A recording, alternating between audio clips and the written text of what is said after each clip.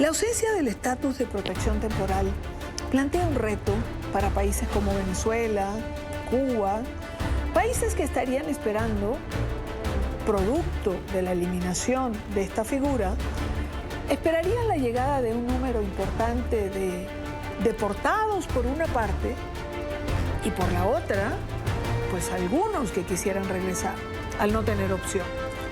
Pero también significaría un desafío para naciones como Colombia, por ejemplo.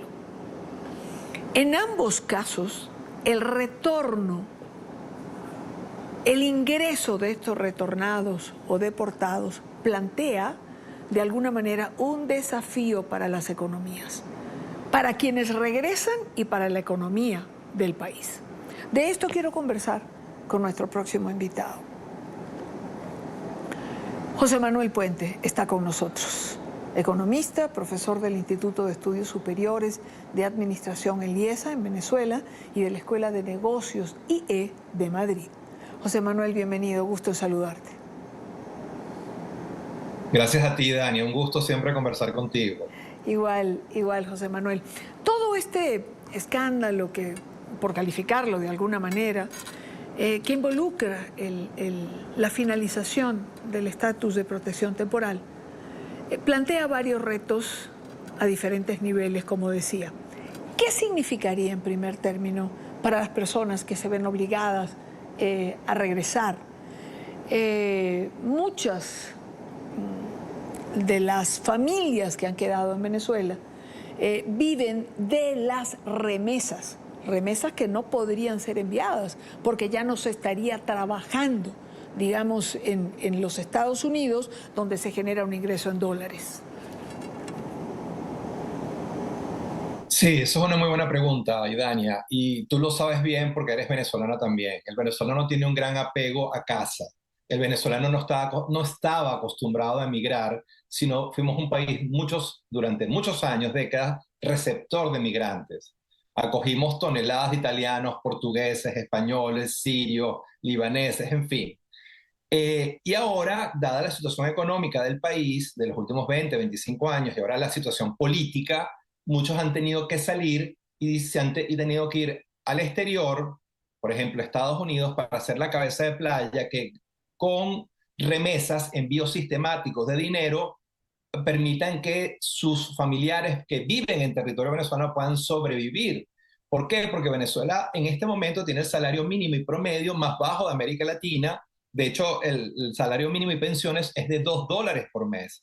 $2. Yo sé que esto suena increíble, pero ese es el salario mínimo y la pensión de una persona de la tercera edad de 60, 70 años. Entonces, claro, con eso no puedes vivir. Tu única posibilidad de sobrevivir a esta terrible crisis que ya tiene 20, 25 años es esas personas que están fuera, y esto tiene consecuencias, la eliminación del TPS y la posible devolución de muchos de esos venezolanos a Venezuela tiene consecuencias devastadoras, no solamente para los que están afuera, sobre todo para los que están adentro, que dependen esencialmente de esas remesas y esos flujos de capitales para tener una vida razonablemente digna y comprar sus alimentos y medicinas. Ese es el impacto que a nivel familiar tendría. Es decir, no recibo remesas, no puedo sostener la calidad de vida que se ha tenido hasta ahora. ¿Qué pasa con los que regresan? Es decir, ¿qué pasa con esas personas dentro de la ya deteriorada economía venezolana? Claro, ese es un segundo impacto muy importante. Las primeras víctimas de esta decisión política de la eliminación del TPS son los familiares, hijos, nietos, abuelos, padres que viven de esas remesas. La segunda va a ser, y va a ser muy fuerte, es que estamos hablando de volúmenes importantísimos de venezolanos, cientos de miles de venezolanos, que difícilmente van a poder ser absorbidos por la economía venezolana, que está en muy mala forma, que sigue teniendo, solo para dar una idea, la economía venezolana hoy es el 30% su tamaño de lo que era en el 2014. O sea, es una economía enanizada, que se contrajo de manera muy fuerte, sobre todo entre el 2014 y el 2020-21, y que vivió un proceso de hiperinflación entre el 17 y el 2021. Entonces quedó devastada, entonces difícilmente va a poder absorber a esos venezolanos que están de vuelta, y esos venezolanos que están de vuelta difícilmente van a conseguir un buen trabajo y sobre todo un trabajo que tenga una buena remuneración que le permita tener a él y a su familia una vida digna. Porque el salario venezolano no te permite tener una vida digna, sino sobrevivir con las uñas. Y entonces esa es la segunda consecuencia.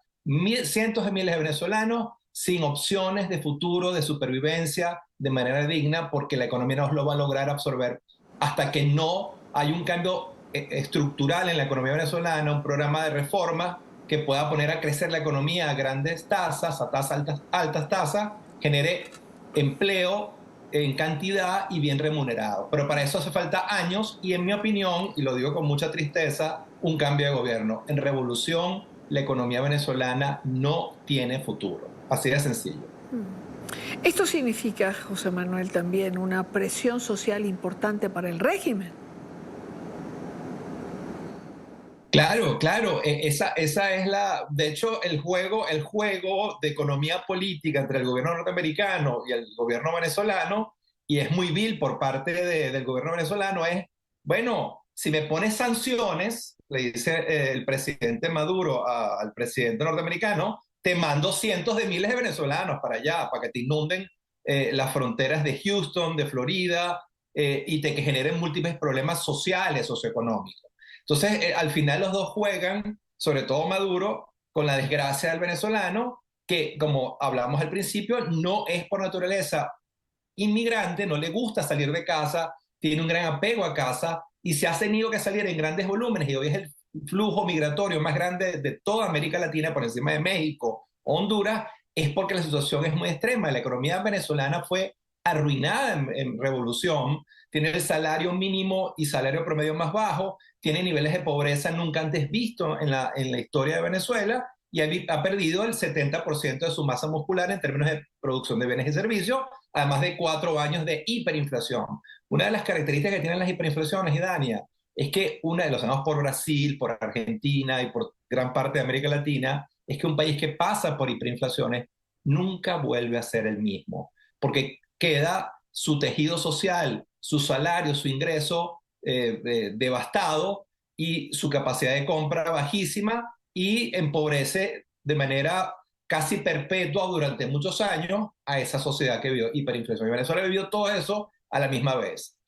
Entonces, y además ahorita tienes el problema político, se da un golpe de Estado, o sea, hay unas elecciones que no se reconoce el ganador, y eso ha generado una crisis política que ha generado un nuevo flujo de salida de venezolanos. Desde el 28 de julio ha habido un importante flujo de salida de venezolanos, consecuencia del resultado no respetado por Nicolás Maduro, porque esa era una de las esperanzas que tenía el venezolano, que se sostenía con los dientes al país para poder reconstruir su vida. Al no darse esa posibilidad, ha decidido salir. Y entonces muchos de nosotros hemos tenido que despedir a muchos de nuestros amigos en las últimas semanas como consecuencia de este evento, que es estrictamente político, ya no es lo económico y social, sino la pérdida de esperanza de una parte importante de los venezolanos al no ver un cambio político en Venezuela.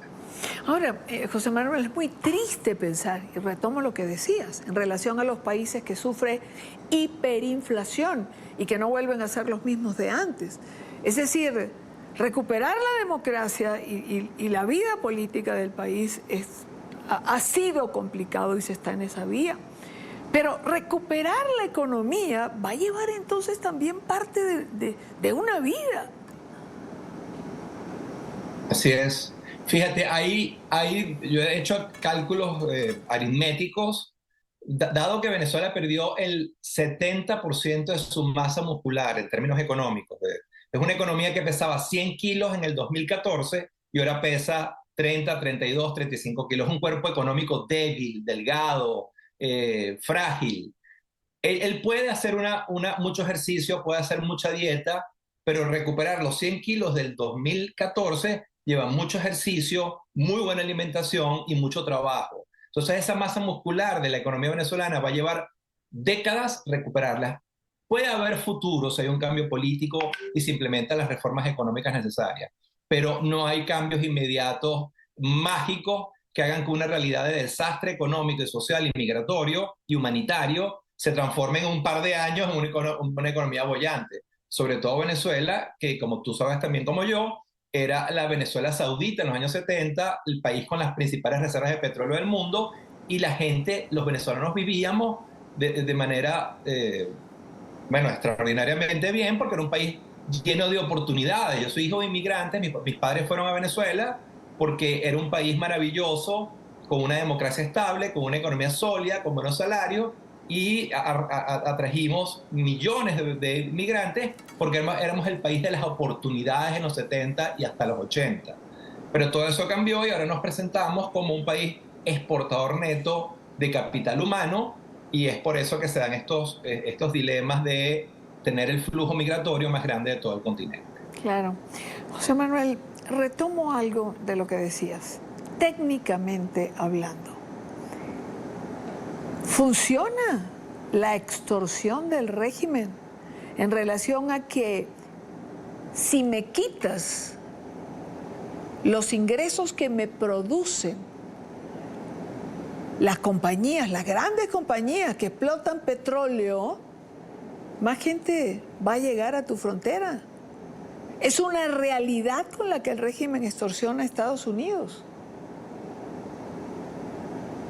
Yo creo, si tiene un efecto muy importante, no lo podría asegurar, pero lo que sí es un hecho es que es la estrategia de el presidente Maduro, y lo podemos ver en las declaraciones públicas. Y esa es un poco la presión. El tema migratorio, como tú sabes bien, en Estados Unidos se ha vuelto uno de los grandes debates. Están desbordados por la migración de varios países, entre ellas de venezolanos, y eso inclusive generó las condiciones para que Donald Trump volviera a la Casa Blanca, que querían un hombre fuerte, que pusiera mano dura y sobre todo pusiera mano dura con los inmigrantes ilegales que están generando estas realidades negativas. Y yo sí creo, a pesar de que no tenga el impacto que ellos quisieran, Nicolás Maduro públicamente varias veces ha dicho eso, y es muy claro que es una de las estrategias, una de las cartas para poner presión al imperio, que es la economía más poderosa del mundo. Sabemos que un país pequeño como Venezuela no tiene el poder para poner contra la pared a Estados Unidos, pero sí es hacerle daño y mandar flujos grandes de migrantes que le empeoren la situación social en Estados Unidos. Es una medida de presión que implementa la revolución de manera sistemática. Es decir, la revolución venezolana, en vez de buscar una solución para darle mayor calidad de vida o mejor calidad de vida a los que están adentro y a los que están afuera para que regresen, los utiliza como una fachada para generar presión política con los Estados Unidos, porque es un gobierno, y con esto cierro la idea, que es incapaz de generar riqueza, redistribuirla, generar servicios públicos en salud, educación de calidad, no resuelve problemas, lo que hace es generar problemas, y entonces utiliza esos problemas para defenderse ante su incompetencia, corrupción y mala gerencia. Toda esta circunstancia no va a afectar solo a Venezuela. Afectará a países como Colombia, por ejemplo.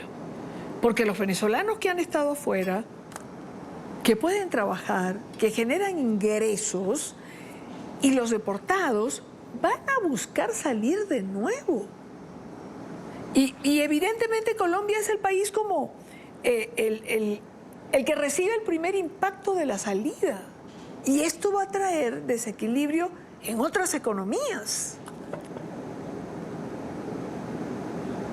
Absolutamente, Dania. De hecho, en economía decimos que cuando Estados Unidos tiene gripe, el resto del mundo estornuda. Y sí, América Latina, sobre todo los países fronterizos con Venezuela, Brasil, Colombia, y después países como España, ciudades como Madrid, que tienen un flujo gigantesco de migrantes venezolanos, se van a ver afectados porque se van a generar estas realidades negativas de esos venezolanos regresando obligados a Venezuela y buscando una salida para poder sobrevivir. No es un tema de preferencias, no es una decisión de vida, es que no pueden vivir dignamente en Venezuela. Y yo esto quiero dejarlo muy claro, los venezolanos éramos y somos un país que fue tradicionalmente receptor de migrantes. Somos un país de gente que tiene mucho apego a casa, a su país, y si hemos tenido que salir, no ha sido un tema de preferencias, ha sido un problema de las terribles restricciones y ingreso tan limitado que tienen los venezolanos en Venezuela. Y esa es la razón, no es un tema de una decisión personal voluntaria, es obligado por las circunstancias económicas, sociales, que ha generado 25 años de mala gerencia, corrupción e incompetencia en el manejo de lo público. José Manuel Puente, economista venezolano, gracias por haberme acompañado hoy. Un gran abrazo, Dani. Gracias por todo.